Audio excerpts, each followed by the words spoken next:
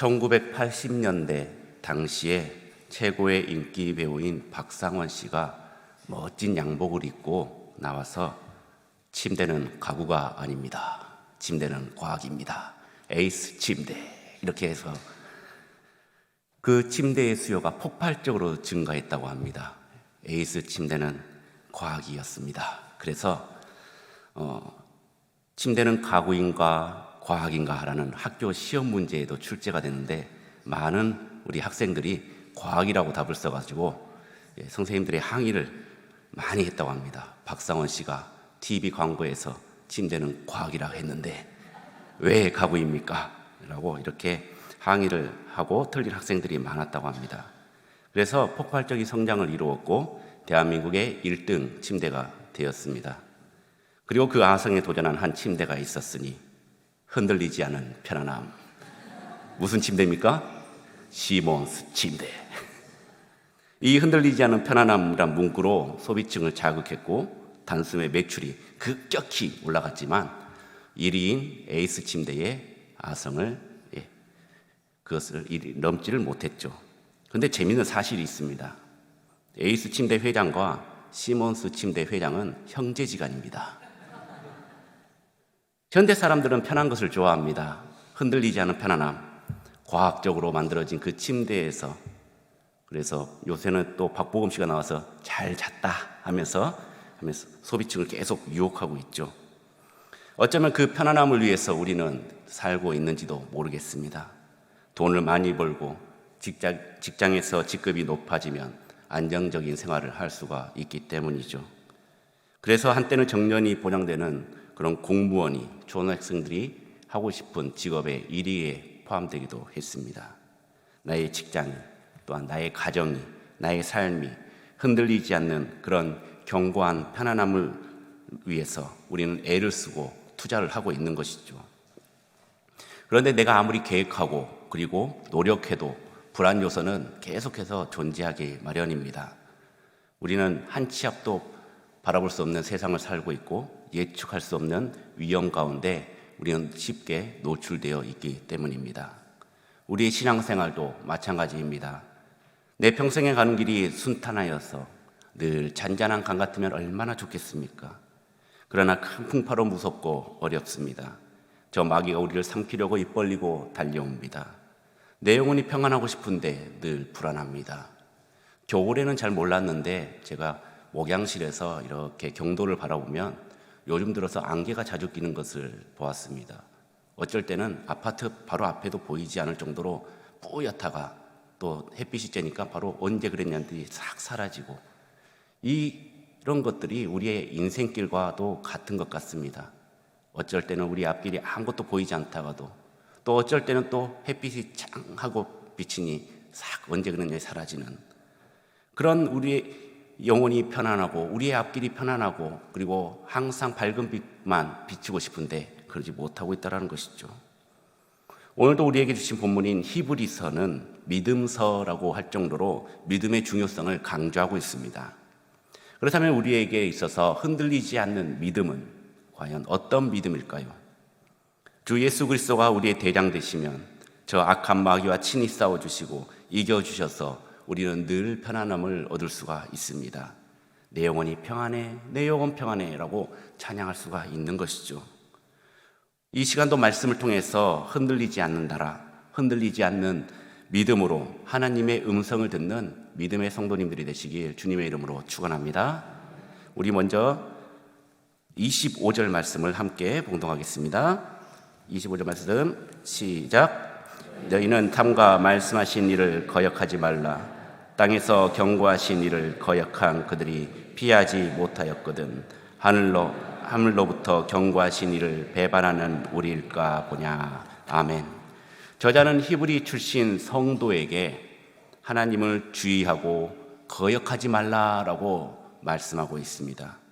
여기서 거역하다라고 번역된 헬라어 파라이테스테는 파라이테오마의 과거 가정법으로서 거절하다, 변명하다, 거부하다, 피하다 이런 뜻을 가지고 있는데 거절하지 말아야 할 것, 거역하지 말아야 할 것의 대상이 과연 누구냐는 것입니다. 그분은 바로 하나님이시라는 것이죠. 이스라엘 백성들은 하나님의 말씀을 잘 듣지 않는 민족이었습니다. 하나님 말씀을 잘 듣는 것 같아도 말씀을 읽어보면 항상 하나님은 분노 게이지가 차 있으셨습니다. 이스라엘 백성들에게 이것들을 어떻게 할까? 이것들을 어떻게 할까? 계속해서 고민하고 또 고민하고 징계를 벌을 내리시려고 하면 모세가 기도하면서 그래도 하나님의 백성인데 참아주세요. 참아주세요 라고 계속해서 말리고 있는 그런 형태를 보여주고 있습니다. 신명기 9장을 보면 하나님은 이 백성들에게 목이 곧은 백성이라고 말하고 있습니다. 목이 곧았다는 것은 어떤 뜻입니까? 숙이지 않는 것을 얘기합니다. 목에 기붓을 했거나 아니면은 목에 콘크리트를 쳤거나 목이 굳어가지고 인사도 하지 않고 숙이지도 않고 겸손하지도 않는 그런 교만한 상태를 말하는 것이죠.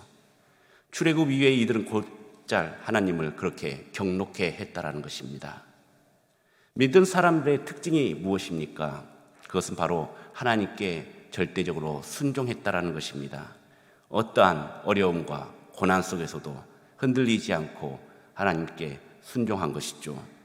오전의 말씀을 함께 보았듯이 정말 아무것도 아니고 단순한 것이지만 말씀에 그리고 명령에 순종하는 것이 믿음의 올바른 자세라고 제가 말씀을 드렸습니다.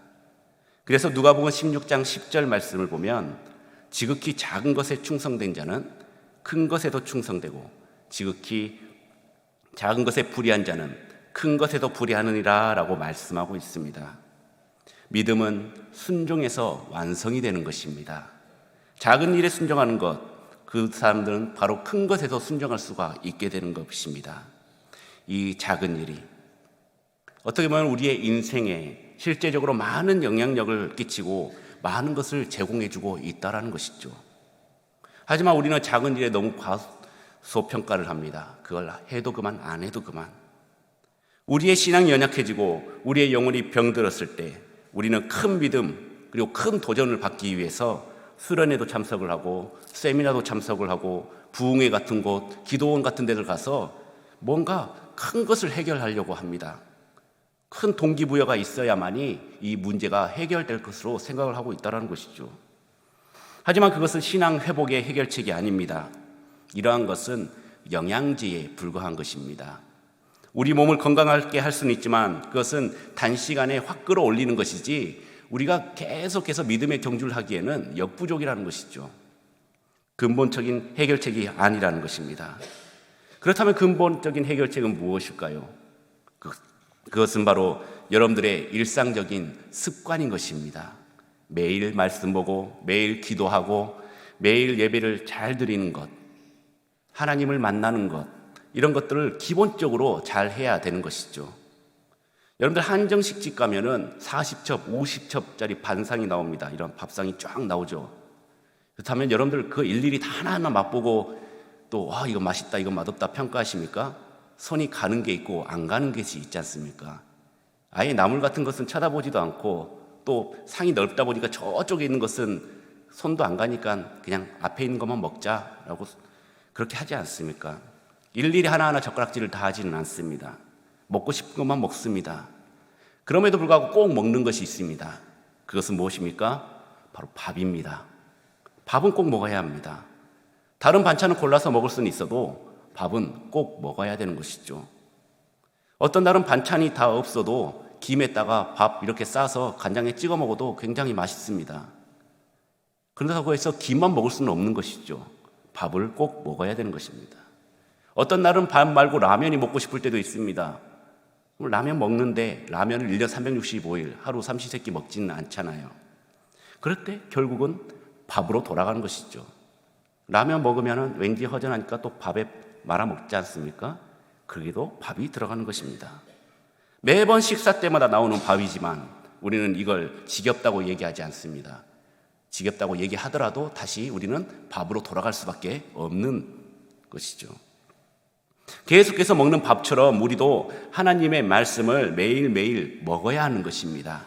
하나님께서 공급해 주시는 영의 양식인 말씀을 먹으면서 규칙적으로 우리가 산다면 우리의 신앙, 그것은 영양실조에 걸리지 않는 늘 건강한 영적인 육신을 가지고 살아갈 수가 있는 것이죠. 또한 매일매일 기도하면서 영적인 호흡을 해야 한다는 것입니다. 호흡이 끊기면 우리는 죽습니다. 비교적 간단한 방법으로 우리는 숨을 쉴 수 있습니다. 그냥 들이쉬면 되고 내쉬면 되는 것입니다. 욕심껏 들이마시기만 하면 어떻게 됩니까?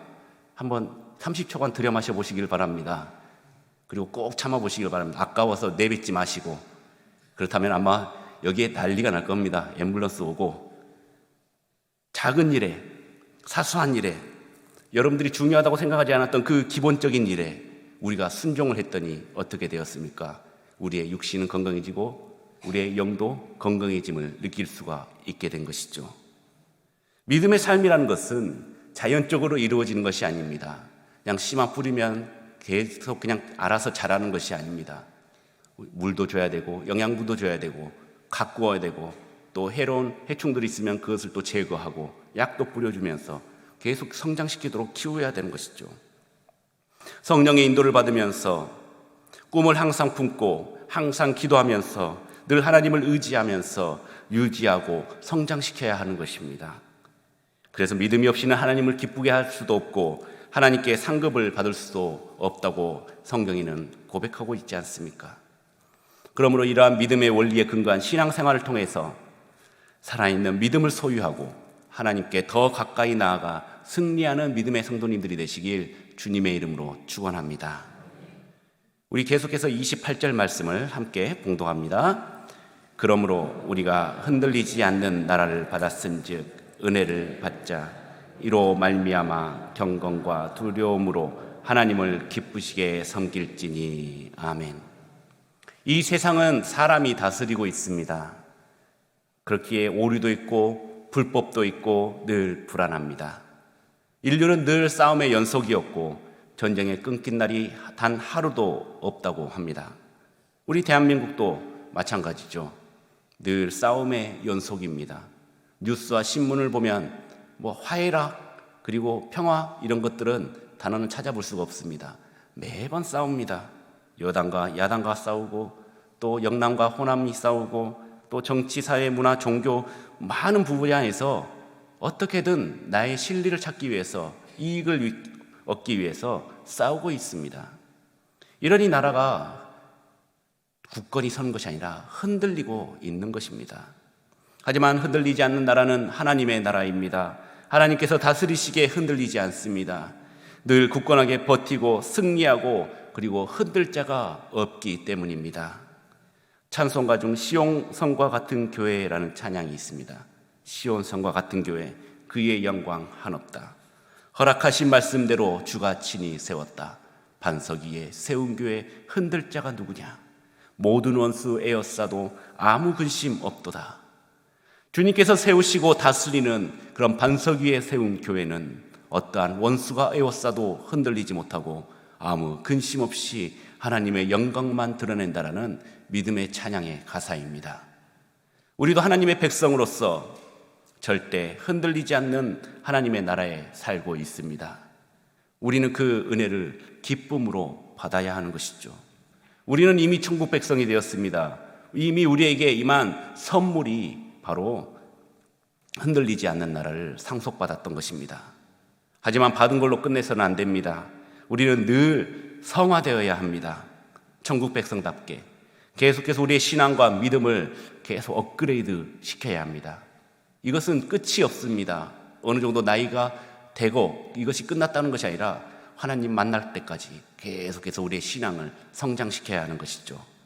그리고 하나님의 말씀에 철저하게 순종하면서 사는 믿음이 필요하다라는 것입니다. 사탄은 이런 우리를 계속해서 노리고 있습니다. 제가 어릴 적에는 변신 로봇 만화 영화를 굉장히 많이 했습니다. 그래서 대충 줄거리를 보면은 다 똑같습니다. 많은 영화들이 있는데 지구에 악당이 쳐들어옵니다. 이에 지구를 지키는 용사들이 출동을 하고 열심히 싸우는데 수적으로 열세입니다. 보통 지구를 지키는 용사들의 구성이 남자 셋, 여자 둘입니다. 그래서 그 5명이 수백 명을 상대하는 거예요. 그러니까 개미떼같이 몰려드는 그 악당들을 물리치기가 참 힘이 들죠. 그때 갑자기 최첨단 로봇들이 등장을 하면서 그들이 딱 탑승을 하면서 합체하면서 막 이렇게 하니까 역전이 됩니다. 그럴 때 악당도 질세라 더 큰 괴물을 보냅니다. 그래서 서로 막 치고받고 싸워요. 근데 악당들의 힘에 밀리니까 이제 우리 정의의 사도들이 합체를 하기 시작합니다. 막 웅장한 음악과 번쩍이는 막 영상을 더해서 막 합체를 하는데 그 과정이 대략 한 30초에서 1분 정도 됩니다. 굉장히 길게 합체를 하죠. 저는 그때 느꼈습니다. 이 긴 시간 동안 악당들은 괴물을 그걸 바라보고 합체하는 모습을 기다리고 있는 것을요. 참 매너가 넘치는 악당이죠. 만약에 제가 적의 대장이었다면 변신하는 도중에 한 대 탁 쳤으면은 연결 부위 같은 것이 조인트 같은 것들이 막 깨져가지고 합체도 못하고 막 삐걱삐걱 대다가 결국은 졌을 텐데, 그럼 무방비 상태에서 딱 공격을 했어야 되는데 참 착한 매너가 넘치는 악당이었습니다. 합체를 해서 또 제대로 싸우나 싶더니 또 악당에게 밀립니다. 참 약해요, 우리 지구인들은. 그래서 우리의 용사들이 또 지치고 또 승리의 확신이 들지 않을 때 이제 다 틀렸어라고 할 때 붉은색 쫄쫄이 입은 리더가 힘을 돋우는 말을 합니다. 우린 할 수 있어. 우리가 마음을 합하면 어떠한 고난과 역경도 이겨낼 수 있어. 저 악한 악당들은 우리가 해치워야 지구에 평화가 찾아올 거야 하면서 다시 힘을 돋굽니다. 그래, 맞아, 다시 한번 해보자 하면서 딱 해가지고 필살기를 쫙 하고 날립니다. 그래서 결국 악당을 무찌르고, 그런다고 해서 다 죽이진 않습니다. 악당들은 또 홀로 떠나면서 하는 말, 분하다, 다음에 다시 보자 하면서 자기 기지로 떠나면서 석양해지는 배경과 함께 오늘도 지구를 지켰다라는 그런 위험 있는 포즈를 취하며 서로 흡족해하는 모습으로 만화가 끝납니다. 로봇이 합체될 때 가장 무방비 상태였듯이 우리도 성화되는 과정도 어떻게 보면 무방비한 상태에 노출되어 있었던 것입니다. 온전하게 그리스도로 무장되지 못하고 변화되는 그런 과정이기 때문입니다. 애벌레들이나 탈피하는 동물들의 가장 위험한 때가 바로 그 탈피하는 순간, 갑각을 벗는 순간, 가장 부드러운 순간이 위험한 상태이죠. 마찬가지로 그때 사탄은 우리를 계속해서 찔른다라는 것입니다. 그리고 무너뜨리려고 하고 어렵게 합니다. 괜찮아, 그만해, 이 정도면 됐어. 우리를 계속 흔들면서 주님 곁으로 가는 것을 성화되는 과정을 방해하려고 합니다. 이때 그 어떤 유혹과 고난 가운데서도 흔들리지 않는 믿음이 우리에게 필요한 것이죠. 그것은 장차받을 큰 영광을 위해서 인내하고 참고 견뎌야 되는 것입니다. 또한 하나님께서는 이유 없는 시험과 환난을 우리에게 허락하십니다. 그것은 우리를 신앙을 업그레이드하기 위한 테스트라는 것이죠. 고난이 성도의 잘못을 징계하는 하나님의 채찍일 수도 있지만은 성도에게는 이유 없는 고난이 더 많이 발생을 합니다. 내 잘못이 아닙니다. 그렇지만 이유를 알 수 없고 계속해서 고난이 나에게 찾아올 때 우리는 고난의 이유를 묻지도 않고 주님께서 나에게 주신 이 고난 어떤 의미인지 생각하고 참고 인내하면서 이겨내는 믿음의 성도들이 돼야 되는 것이죠. 아무 말 하지 말고 하나님께서 이제 되었다, 이제 족하다라고 할 때까지 그냥 견뎌내시기를 바랍니다. 물론 이 견뎌내는 것이 굉장히 힘들고 어렵습니다. 하지만 하나님께서는 우리에게 감당치 못할 시험은 주시지 않았습니다. 끝까지 이기고 승리하게끔 하나님께서 우리를 만드셨기 때문이죠. 그리고 이 고난이 다 지나고 보면 그 이유를 알게 되는 것입니다. 그래서 히브리 기자는 히브리서 12장 11절 말씀에 무릇 징계가 당시에는 즐거워 보이지 않고 슬퍼 보이나 후에 그로 말미암아 연단받은 자들은 의와 평강의 열매를 맺느니라 라고 말씀하고 있습니다. 이 인내와 연단을 통해서 우리가 의와 평강의 열매를 맺는다라는 것이죠. 사랑하는 성도 여러분, 우리는 흔들리지 않는 하나님 나라에 속한 백성들입니다. 주권이 하나님으로부터 나와서 우리를 지키고 있는데 그 어떤 것이 두려울 수 있습니까? 그 어떠한 상황 속에서 흔들리지 않는 믿음, 연단을 통한 하나님의 모습, 하나님의 형상, 하나님의 영광이 드러내는 믿음의 성도님들이 되어야 될 것입니다. 하나님이 주시는 이 평강 안에서 우리에게 주시는 그 은혜를 누리면서 사시는 믿음의 성도님들이 되길 주님의 이름으로 축원합니다. 우리 마지막으로 28절 말씀 함께 봉독하겠습니다. 다시 한번 봉독합니다. 그러므로 우리가 흔들리지 않는 나라 두려움으로 하나님을 기쁘시게 섬길지니. 아멘.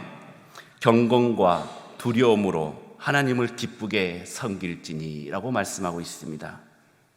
믿는 자의 삶을 한 줄로 요약한다면 하나님을 기쁘시게 하는 삶입니다. 그래서 히브리 기자는 11장 6절 말씀, 믿음이 없이는 하나님을 기쁘시게 하지 못하나니 하나님께 나아가는 자는 반드시 그가 계신 것과 또한 그가 자기를 찾는 자들에게 상 주시는 이심을 믿어야 할지니라 라고 말씀하고 있습니다. 믿음이 있어야 하나님을 기쁘게 한다라는 말입니다. 믿음은 헬라어로 피스티스라고 합니다. 참되다, 생각하다, 기대다, 신용하다, 맡기다, 위험하다라는 그런 의미를 가지고 있는데, 하나님을 위해서 그 어떠한 일을 한다 할지라도 가진 것 모두 이것을 하나님께 드린다 하더라도, 자기 목숨을 하나님 위해 버린다 할지라도 거기에 믿음이 없다면 하나님이 기뻐하시지 않는다라는 것입니다. 히브리서 11장을 믿음장이라고 하죠. 믿음의 신앙의 선배들이 많이 등장을 합니다.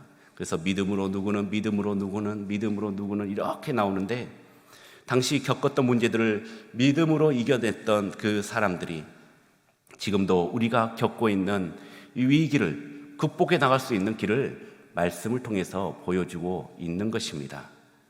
이들의 상황과 여건들은 제각각이었습니다. 하지만 공통점이 있는데, 먼저 그들은 모두 험한 인생의 길을 걸었다라는 것입니다. 그리고 그런 상황 속에서도 하나님 앞에 철저하게 믿음으로 헌신했고, 힘들고 어려운 인생길을 믿음으로 걸어갈 때 살아계신 하나님의 역사를 체험한 것입니다. 믿을 때 하나님께서 도와신다는 확신을 가지고 철저하게 구별하면서 살았던 것이죠. 순종할 때 순종했고, 결단할 때 결단하고, 헌신할 때 헌신했습니다. 믿음 안에서 칭찬받은 삶을 살았던 것이죠. 저는 예전에 비행기 타는 것을 굉장히 무서워했습니다. 저 무거운 새덩이가 어떻게 뜨는가부터 시작을 해서 추락하거나 폭발해서 죽으면 어떡하지? 라는 그런 두려움이 있었기 때문이죠. 그런데 많이 타보고 이제 10시간씩, 14시간씩 한번 타보니까 이게 점점 무뎌지더라는 것입니다. 그리고 괜찮네 라고 하니까 안심하고 비행기를 타게 되는 것이죠. 가끔 터뷸런스로 비행기가 막 흔들리고 막 이렇게 흔들릴 때 저는 막 심장이 막 벌렁벌렁합니다. 배 탈 때도 마찬가지지 않습니까? 이렇게 흔들리고 이렇게 흔들리면은 제가 막 안전부조를 못 하는데 비행기도 마찬가지죠. 그런데 실제로 통계에 의하면 비행기가 1,500만 번 이착륙을 해야 겨우 한 번 죽을까 말까 하는 확률이라고 합니다. 그만큼 안전하다라는 것이죠. 이렇게 한두 번 타보니 안전을 몸으로 체험하게 되고, 그래도 두렵지만 안전에 대해 깊이 신뢰하고 타는 것, 이것이 바로 곧 믿음으로 타는 것입니다. 우리의 믿음의 삶도 마찬가지입니다. 믿음의 체험이 있는 사람에게는 두려움이 없습니다. 내가 왔던 길을, 그리고 이런 어려움의 길을 한 번, 두 번 겪어봤기 때문에 어떻게 해결하는 방법도 알게 됩니다. 그리고 하나님이 기뻐하시는 믿음의 삶을 살기 위해서 이 어려움을 반드시 넘어야 되는 것도 알고 있습니다. 그래서 우리는 길을 쓰면서 이겨내고 나중에는 승리할 수가 있게 되는 것이죠. 그리고 하나님이 기뻐하시는 허다한 무리들이 이 믿음의 체험을 통해서 지금도 우리에게 간증으로, 말씀으로 드러내고 있는 것입니다. 마이크 메이스라는 작가가 90일 동안 기쁨의 시험을 했다고 합니다. 마이크 메이스는 친구가 아들 둘이 교통사고로 세상을 떠나는 것을 본 뒤에 머릿속에 생각했던, 내가 90일 동안 주님 안에서 기뻐하기로 작정하고 성경 구절 중에서 기쁨과 관련된 말씀을 찾아 묵상하고 실천했습니다. 그는 20대 후반까지 경계성 우울증 상태로 살았고, 그리스도인이 되어서도 거의 10년간은 우울증에 빠져 있었습니다. 스스로를 천성이 행복하지 못한 사람, 나는 불행한 사람, 나는 저주받은 사람이라고 그렇게 생각을 했기 때문에 그런 기쁨을 배울 수조차 없었죠. 그는 이렇게 고백합니다. 기쁨은 근육과도 같아서 쓸수록 강해진다. 90일간 기뻐하지 못할 때가 있거나 절망하거나 자책하기보다는 최대한 담담하고 그리고 끈질기게 기쁨으로 시선을 옮기는 그 연습을 해갈 때 나의 역경과 평범한 상황 속에서도 기쁨을 느낄 수 있다고 고백을 하였습니다. 그리고 그 과정을 예수는 믿는데 기쁨이 없어서라는 제목의 책으로 소개하며 주님의 뜻과 방법에 전폭적으로 따르는 것이 기쁨의 비싼 대가다라고 말했습니다. 예수님께서 도마에게 믿음 없는 자가 되지 말고 믿는 자가 되라라고 말씀하신 것처럼 이 기쁨의 실험은 하나님에 대한 모든 의심을 버리겠다라는 믿음의 결심이었던 것이죠. 우리는 하나님을 언제나 오르심을 인정하고 그리고 전적으로 예배하고 찬양드려야 합니다. 기독교 작가인 로렌스 정제는 하나님이 나를 어떻게 하시려는지는 모르지만 나는 늘 아주 행복하다라고 고백합니다. 우리는 하나님의 계획, 하나님의 방법을 잘 모릅니다. 그렇기 때문에 불안합니다. 나를 어디로 이끌어 가실지 모르기 때문에 늘 우리는 흔들리게 되고 불안합니다. 하나님께서는 우리를 흔들리지 않는 나라, 그 천국으로 지금도 인도하시고 길을 보여주고 계십니다. 하지만 그 방법과 길은 아직도 알 수는 없지만 하나님께서 하신 것이라는 것을 믿기에 우리는 묻지도 따지지도 않고 그 말씀대로 행하고 있는 것이죠. 흔들림을 버리고 기쁨을 선택할 수 있는 믿음의 성도님들이 되시길 축원합니다. 하나님이 우리를 기뻐하시니 우리도 하나님을 기쁘게 하는 것이 당연한 것입니다. 나의 상황, 나의 모습을 바라보지 않고 영원히 흔들리지 않는 나라, 영원히 흔들리지 않는 우리 하나님만 바라보시는 믿음의 성도님들이 되시길 축원합니다. 여러분들 어떤 연유에 있는지는 모르지만 지금 마음이 흔들리고 있습니까? 심경이 복잡하십니까? 흔들리지 않는 하나님을 바라보시길 바랍니다. 멀미할 때 좋은 방법은 멀리 있는 고정된 피사체를 바라보면 멀미가 좀 덜한다고 합니다. 멀리 고정적으로 우리를 바라보고 계신 하나님을 바라보시길 바랍니다. 그렇다면 언젠가는 목적지에 그 도착할 때에 단단한 흔들리지 않는 땅을 밟게 될 것이고 그리고 그대로 하나님께 가는 믿음의 성도님들이 될 것입니다. 말씀대로 성령님이 이끄시는 대로 순종하면서 뿌리 깊은 나무처럼 바람에 흔들리지 않듯이 어떠한 상황과 환경 속에서도 흔들리지 않는 믿음의 성도님들이 되시길 주님의 이름으로 축원합니다.